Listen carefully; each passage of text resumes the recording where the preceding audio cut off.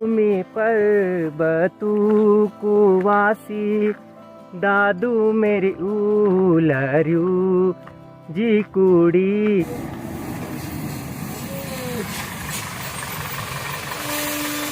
नहीं तो हम इतनी तेजी से इनमें नहीं चल पाते। और तो हमारे यहाँ जो खच्चर होते हैं उनको घोड़ा बोला जाता है। हाँ। तो इसलिए खच्चरों को भी अच्छा लगता है कि यार हमें घोड़ा बोला जा रहा है। इसलिए वो 100 की जगह 150 ले आते हैं। हाँ, इसलिए वो खुश होकर काम करते हैं। हाँ।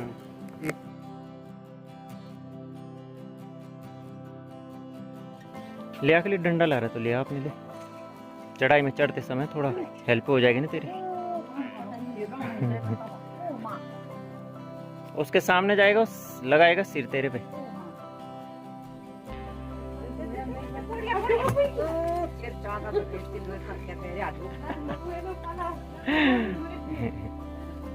गिर गया वो देख।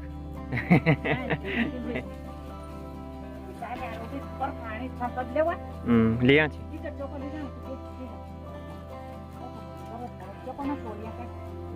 चला हम चल गया। हाँ करो तुम काम धाम। चलो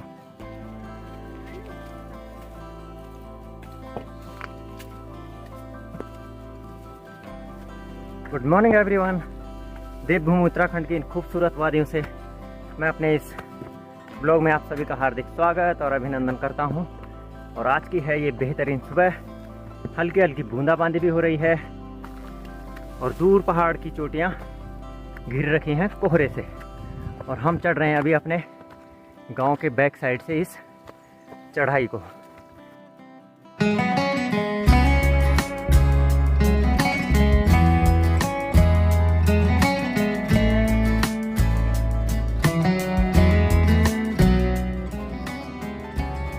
पहाड़ों में हम लोग मॉर्निंग में जल्दी उठ जाते हैं। सुबह नाश्ता किया टाइमली और उसके बाद हमें आज की ड्यूटी दी गई कि आप लोग जाओगे कुछ सामान लेने के लिए। तो हम जा रहे हैं अभी कोठिला। दो ही मार्केट है हमारे सबसे पास में, एक कोठिला का मार्केट और एक है मैठाणा घाट बाजार। तो ये जो आप ठीक सामने देख रहे हैं ये है हमारा घर। और यहाँ से चले थे हम पैदल और अपनी गौशाला से होते हुए और फिर इधर पूरा हमारा गांव है और यहाँ से ये चढ़ाई चढ़ते हुए और अब हम पहुँच चुके हैं अपनी इस जगह पर। अखिल पंडित कर रहा है रेस्ट। कह रहा है कि मामा आज थकान ज़्यादा लग रही है। तो वास्तव में उसे थकान ज़्यादा लग रही होगी क्योंकि वो दिल्ली में रहते हैं तो उनकी प्रैक्टिस भी कम होती है पैदल चलने की।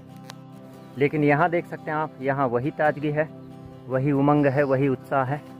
क्योंकि दादू मी पर्बतू कुवासी दादू मेरी उलर्यू जी कुड़ी छम छमले।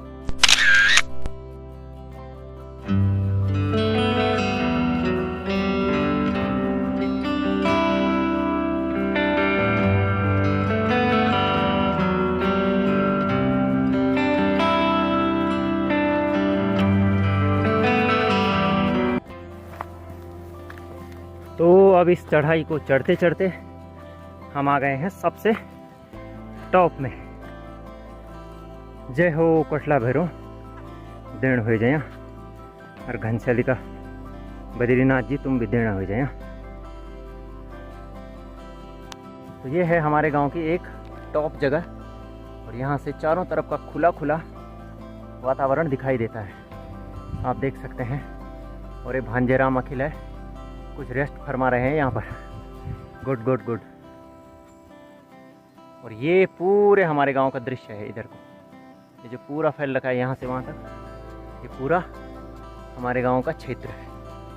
तो अभी हमको यहाँ से नीचे की तरफ उतरना है। इस जंगल से हम जाएंगे नीचे और लगभग 10 से 15 मिनट बाद हम पहुँच पाएंगे कोठिला गांव में। तो कोठिला में छोटा सा मार्केट है, ज़्यादा शॉप्स तो है नहीं। फिर वहाँ से सामान लेंगे और फिर रिटर्न टू होम।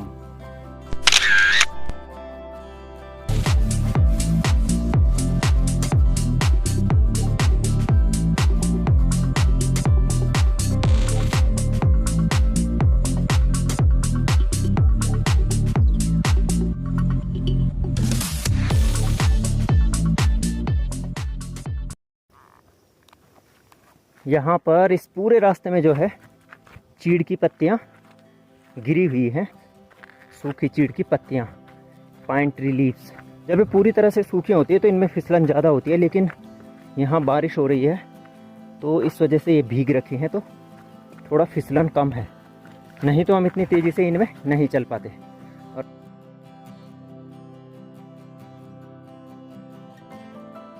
और आप देख सकते हैं सीधा लाइव उदाहरण बिना किसी एडिटिंग के किस तरह से अखिल फिसल गए।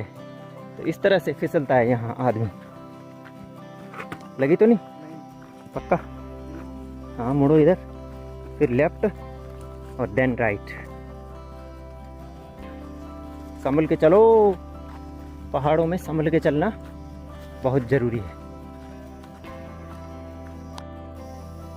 तो जो ये वाला जंगल है कोठिला का जंगल, तो हम इसको अपनी गढ़वाली भाषा में बोलते हैं कोठिला बणे। बणे मतलब वन, और वन मतलब जंगल। तो ये कोठिला का घना जंगल है और इस समय यहाँ पर हम दोनों के अतिरिक्त कोई भी मानव नहीं है, तो इसलिए यहाँ बिल्कुल प्रकृति जो है शांत हो रखी है और कुछ जीव जंतु गुनगुना रहे हैं, सुन सकते हैं आप।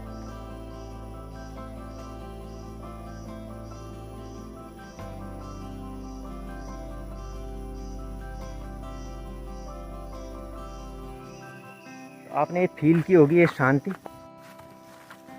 और जंगल का जो ये वाला हिस्सा है, यहाँ पर दिन में भी अंधेरा लग रहा है, अंधेरा अंधेरा जैसा लग रहा है, क्योंकि जो पेड़ पौधे हैं वो काफ़ी घने हैं और ऊपर से कोई सीटी बजा रहा है, कोई आ रहा है मुझे लग रहा है। तो हमने भी उनको सिग्नल दे दिया है। आ जाओ भाई गोली भाई, स्वागत है आपका कोठिला के बणे में। तो जो व्हिसिल की साउंड होती है वो काफ़ी दूर तक चली जाती है, इसलिए गोली भाई जब दूर से आ रहे थे तो उन्होंने सीटी बजाई हमारे लिए, तो हम समझ गए कि कोई आ रहा है वहाँ से। आओ साहब, स्वागत है आपका। तो वो भटकी लेने लग बोल दिया भटकी में भी आना छो। अरे हाँ? तुम बांध रहे खाना जाए। हाँ यार, नमस्कार। क्या लगा दो हम तो अब हम हो गए हैं 2 से भले 3।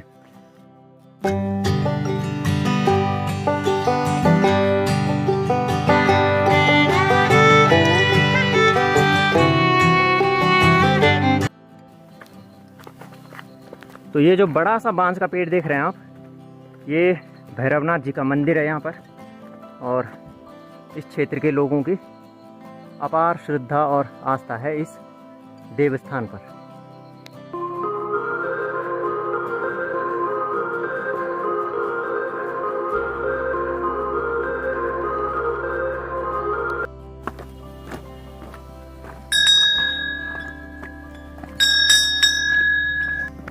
तो यहाँ पर एक बहुत सुंदर देवी का मंदिर बनाया गया है, माँ वैष्णवी मंदिर।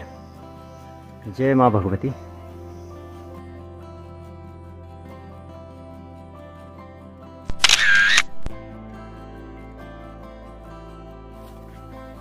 कोठिला गांव के सामने ही एक देवस्थान और बनाया गया है और यहाँ पर भी एक बहुत विशाल बांस का पेड़ है, तो ये भी काफ़ी अच्छी जगह है यहाँ पर। तो अभी हम हैं कोठिला में और यहाँ पर जिस शॉप में हम आए थे वहाँ पर हमें सब्जियाँ नहीं मिली। उन्होंने कहा कि रामनगर से सब्जियाँ नहीं आ रही हैं, तो अब हम जा रहे हैं सिरोली या मैठाना घाट मार्केट में। तो वहाँ पर देखते हैं कुछ लोकल सब्जी मिल जाएंगी तो वहाँ से लेकर के आएंगे। तो यहाँ से केवल हमें मिली चीनी और सरसों का तेल। अब बस आएगी 11 बजे, तो फिर हम उस बस में यहाँ से जाएंगे सिरोली या मैठाना घाट की तरफ। गुलदत तुमल के केदार भाई राशन पैन मिले 50 किलो गेहूँ और 50 किलो चौल। मतलब 50 किलो थैला लगा देने क्या मतलब 25-25 कह रही हूँ। 25-25 अगर 4 थैला धरे यहाँ गोलदर, तो 25-25 के 4 कट्टे कर दिए हैं, तो टोटल हो गया 1 कुंटल। तो यहाँ से ले जाने में दिक्कत है, मतलब कोठिला से ले जाने में दिक्कत है, क्योंकि जंगल का रास्ता है पूरा। तो इस वजह से हम जा रहे हैं सिरोली में। सिरोली में उतारेंगे उनको और फिर वहाँ से किस में जाएंगे? वहाँ से आधा ले जाएंगे, आधा तब घोड़े लाएंगे। घोड़े? हाँ, घोड़े कहाँ होते हैं? खच्चर होते हैं हमारे यहाँ तो। जो भी है हमारे इधर तो घोड़े ही बोलते हैं। तो हमारे यहाँ जो खच्चर होते हैं उनको घोड़ा बोला जाता है। हाँ, तो इसलिए खच्चरों को भी अच्छा लगता है कि यार हमें घोड़ा बोला जा रहा है। इसलिए वो 100 की जगह 150 ले आते हैं। हाँ, इसलिए वो खुश होकर काम करते हैं। हाँ। तो अब आ गई है रामनगर से ये बस, और इस बस में हम जाएंगे सिरोली में। तो आप देख सकते हैं जो पहाड़ों की सड़कें होती हैं वो घने जंगलों से होते हुए, खेतों से होते हुए, गांव से होते हुए और निरंतर आगे को बढ़ती रहती हैं।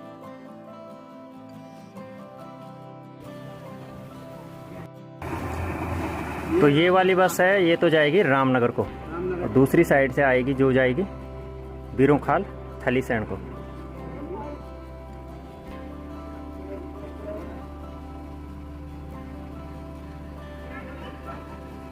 तो अब इधर से भी एक बस आने वाली है, ये देखिए सीधे ये आ गई रामनगर से।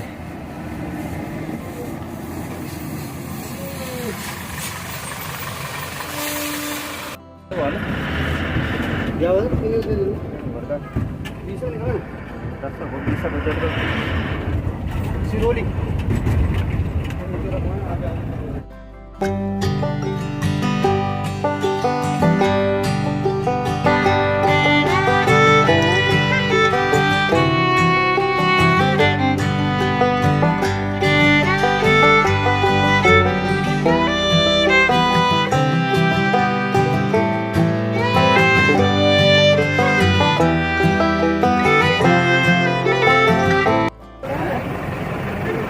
तो अखिल और भोली भाई को यहाँ पर उतार दिया है सिरोली में, और मैं जा रहा हूँ मार्केट, क्योंकि मुझे वहाँ से सब्जी और कुछ सामान लेना है जो कि यहाँ पर अवेलेबल नहीं है।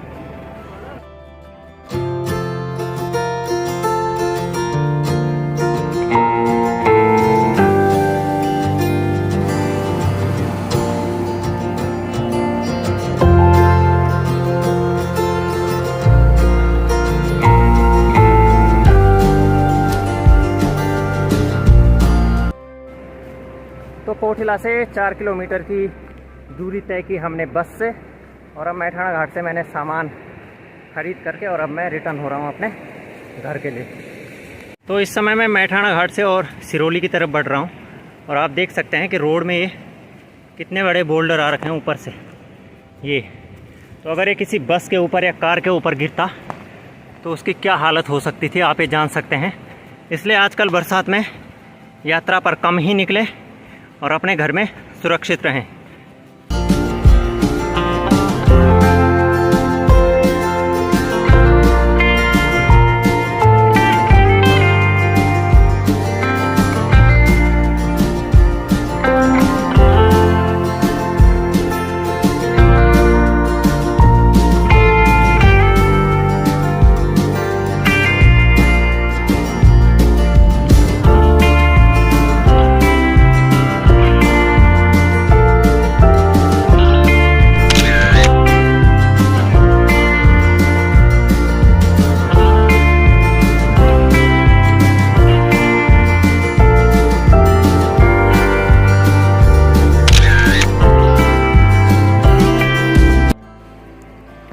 तो अभी हमें पैदल चल करके और उस टॉप में पहुंचना है, वो है हमारा घर। तो चलिए आज के इस ब्लॉग को हम यहीं पर समाप्त करते हैं। मिलते हैं फिर आपसे बहुत जल्द एक नए ब्लॉग में। तब तक के लिए जय हिंद, जय उत्तराखंड।